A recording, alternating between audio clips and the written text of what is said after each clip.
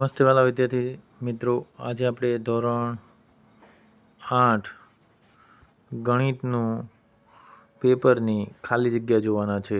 આ ખાલી જગ્યામાંથી ખાલી જગ્યા પૂછાશે, એટલે શાંતિથી આ ખાલી જગ્યા જોજો.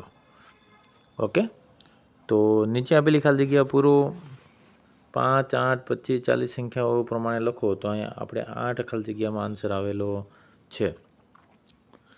કેવી રીતે આવ્યો એ જાણવું હોય તો એ કોમેન્ટ કરજો, તોય તમને માહિતી મળી જશે.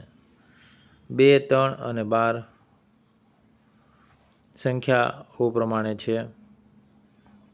6 પેનની કિંમત 90 હોય તો 7 પેનની કિંમત કેટલી થાય? તો 6 પેનની કિંમત કેટલી છે? 90 છે. તો 7 પેનની કિંમત થશે 105. તમને બધાને ખબર પડે છે 15નો ઘડિયો છે. પંખાની પડતર કિંમત 1200 રૂપિયા છે. નફો 240 છે.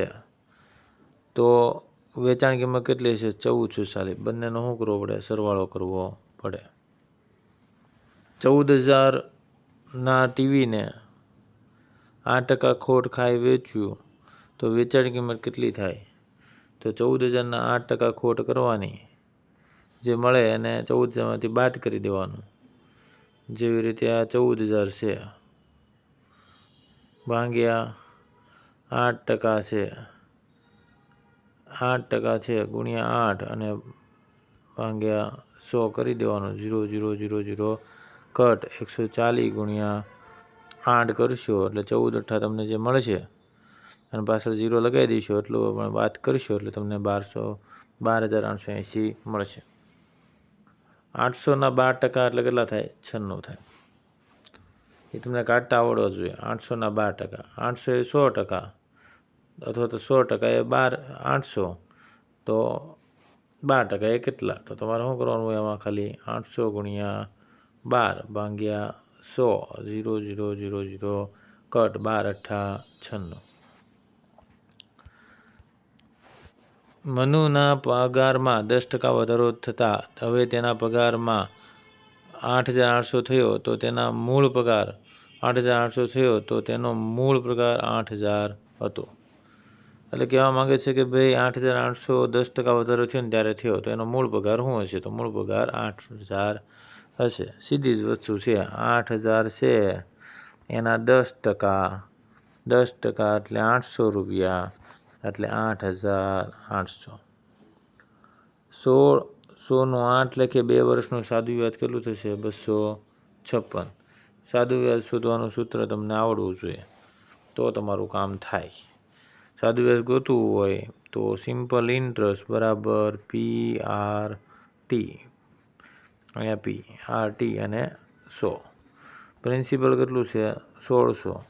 રેટ કેટલો છે? 8 અને વર્ષ છે 2 ભાગ્યા 100, 0, 0, 0, 0 કટ 16 8 કરો અને 8 દૂ કરો તો 16 ને 16 ગુણ્યા 16 કરો એટલે 256 મળી જાય. સેમ 3,000 વાળું પણ સાદું વ્યાજ એવી રીતે ગોતી શકાય.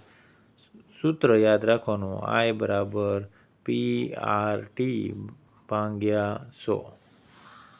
હાલો, બંને સાદું વ્યાજનો જ છે. 2400ના ડ્રેસ પર 288 વળતર મળે છે તો આ ડ્રેસ ઉપર 12% વળતર મળ્યું કહેવાય?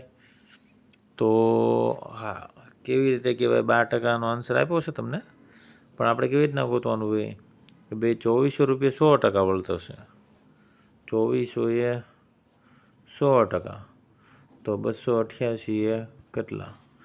તો 288 ગુણ્યા શું કરી દેવાના? 100 ભાગ્યા 2400 કરી દેવાના. 0, 0, 0, 0 કટ 288 ને 2400 ભાંગી નાખો એટલે 12 આવશે. 5,000નું 2 વર્ષ 8% ચક્રવૃદ્ધિ વ્યાજ અને સાદા વ્યાજ કરતાં વધારે હોય છે? હા, વધારે હોય છે.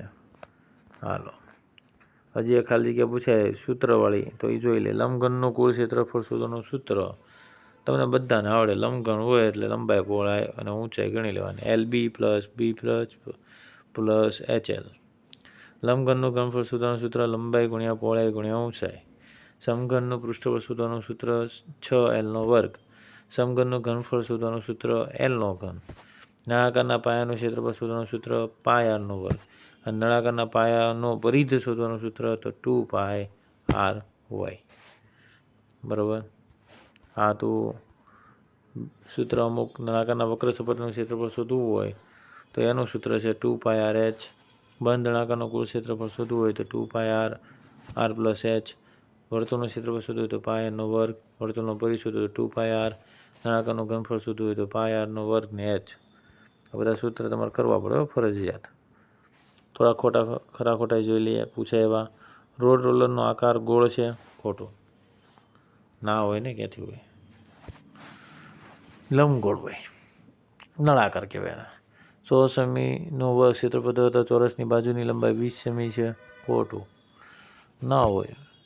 100 સેમીનો વર્ગ છે એટલે એ તો ના જ હોય ને. કેવી રીતે હોઈ શકે? ના હોઈ શકે. 7 સેમી ત્રિજ્યા અર્ધવર્તુળનું ક્ષેત્રફળ 77 સેમી થાય. અહીં ખરું છે. અર્ધવર્તુળનું ક્ષેત્રફળ કીધું છે. આખાનું હોત 144 આવત.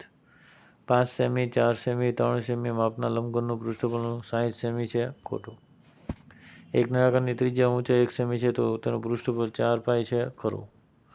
1 લિટર બરાબર 1000 સેમીનો ઘન તો ખરું છે. સરખી ઊંચાઈના બે નળાકારની ત્રિજ્યા 2:3ના પ્રમાણમાં છે તો તેનું ઘનફળ 4:9ના પ્રમાણમાં છે. ખરું. આ શું છે? 1 સેમી બાજુના સમઘનનું પૃષ્ઠફળ 1 સેમીનો વર્ગ છે. ખોટું. 24 સેમીનો વર્ગ પૃષ્ઠફળ ધરાવતા સમઘનની બાજુની લંબાઈ 2 સેમી છે. ખરું.